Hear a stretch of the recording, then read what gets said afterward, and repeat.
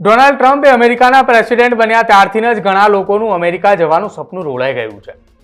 હવે બોર્ડર પર થતું ઇલીગલ ક્રોસિંગ તો સાવ ઘટી ચૂક્યું છે, પરંતુ જેમને વિઝા લઈને લીગલી યુએસ જવું છે તેમના માટે પણ મુશ્કેલીમાં સતત વધારો થયો છે.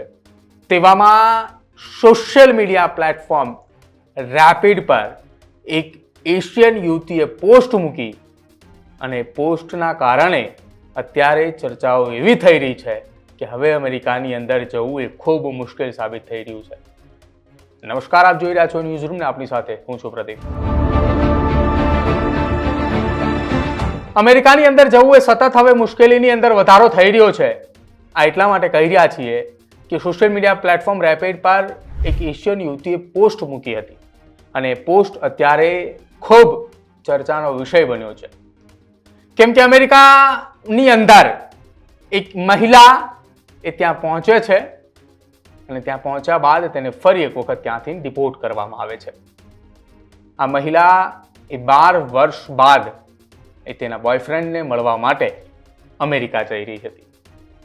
અમેરિકાની અંદર હવે કેટલાક મુસાફરો પાસે લીગલ વિઝા હોય છે, તેમ છતાં એ લેન્ડ થયા બાદ એરપોર્ટ પરથી જ પાછા મોકલવામાં આવી રહ્યા હોવાની ચર્ચાઓ અને એ અત્યારે માહિતી સામે આવી રહી છે. યુએસમાં રહેતા પોતાના બોયફ્રેન્ડને મળવા જનારી વિઝા માટે એપ્લાય કરનારી એક યુવતીનું યુએસ ડ્રીમ હવે રોળાઈ ચૂક્યું છે. આ યુવતીએ કયા સંજોગોમાં પોતાના વિઝા રદ થયા તેની માહિતી સોશિયલ મીડિયામાં શેર કરી છે. તેણે પોતાની કોઈ ઓળખ તો નથી આપી, પરંતુ તે એશિયન હોવાનું હાલ તો ચર્ચાઈ રહ્યું છે.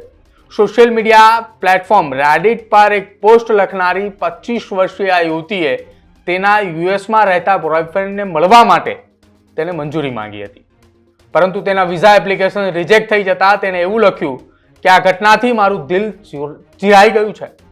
આ યુવતી અને તેનો બોયફ્રેન્ડ એ ઘણા સમયથી લોંગ ડિસ્ટન્સ રિલેશનશિપમાં છે.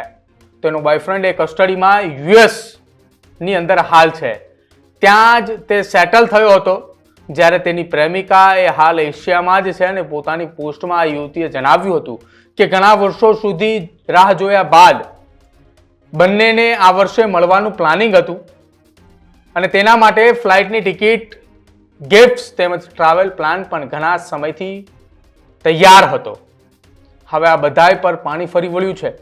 આ યુવતીનું કહેવું છે કે બોયફ્રેન્ડ 2027માં કાયમ માટે એશિયા પાછો આવવાનો હતો, એટલે જ તે આ વર્ષો દરમિયાન પોતાને ત્યાં મળવા માટેનો એક પ્લાન હતો, પરંતુ તે મળી ના શકી. બોયફ્રેન્ડ હોમ કન્ટ્રી ન આવી શક્યો એટલે તે પોતે યુએસ જઈને થોડો સમય તેની સાથે રહેવા અને એન્જોય કરવા માંગતી હતી, પરંતુ વિઝા એપ્લિકેશન રિજેક્ટ થયા પછી તેના માટે આ આંસુ રોકવા એ ખૂબ જ મુશ્કેલ સાબિત થઈ ચૂક્યું છે. બીજા 2 વર્ષ સુધી પોતે બોયફ્રેન્ડને નહીં મળી શકે તે વિચારતા જ આ યુવતીએ આખાય પોતાની આ વાતનો એક અહેવાલ એ રેડિટ પર તેને જણાવ્યો છે. પોસ્ટમાં એવું પણ લખ્યું હતું કે વિઝા માટે એપ્લાય કરવાનો પ્લાન બનાવી રહી છે અને આ પહેલા પણ એક ઇન્ડિયન સિટીઝને તેની યુએસ વિઝા એપ્લિકેશન રિજેક્ટ કરી દેતા રેડિટ પર જ હૈયા વરાળ ઠાલવી હતી. તેણે જણાવ્યું હતું કે ઇમિગ્રેશન ઓફિસરે તેના માટે માત્ર 3 જ સવાલ પૂછ્યા હતા અને 40 જ સેકન્ડમાં તેને કહી દેવાયું હતું કે હવે તેમને વિઝા મળી નહીં શકે.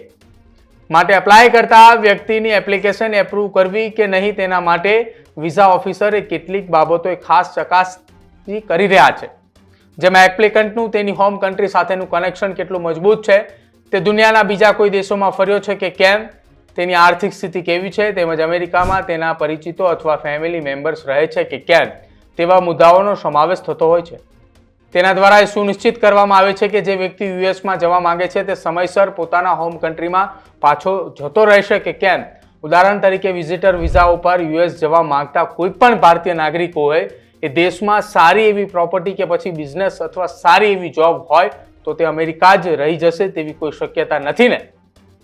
તેવી જ રીતે દુનિયાના અન્ય દેશોમાં પણ ફરેલો વ્યક્તિ યુએસમાં પણ ફરવા માટે જઈ રહ્યો છે તેવું માની લેવામાં આવે છે કે જેના ફેમિલી મેમ્બર્સ તેમજ પ્રેમી અને કે પ્રેમિકા યુએસમાં રહે છે તો તે વ્યક્તિ યુએસ પાછો આવશે કે કેમ, તે શંકાસ્પદ બાબત હોવાના કારણે કેટલાક લોકોના વિઝા એ રદ કરવામાં આવે છે ને કેટલાક લોકોને વિઝા મળવાના ચાન્સ ખૂબ જ ઘટી જતા હોય છે. ત્યારે અમેરિકા જવા માટે માંગતી આ એશિયન યુવતીના સોશિયલ મીડિયા પ્લેટફોર્મ રેડિટ પરના વાતને લઈને તમારું શું માનવું છે તે ખાસ અમારા કમેન્ટ સેક્શનમાં જરૂર જણાવજો. જોતા રહેજો ન્યૂઝરૂમ. નમસ્કાર.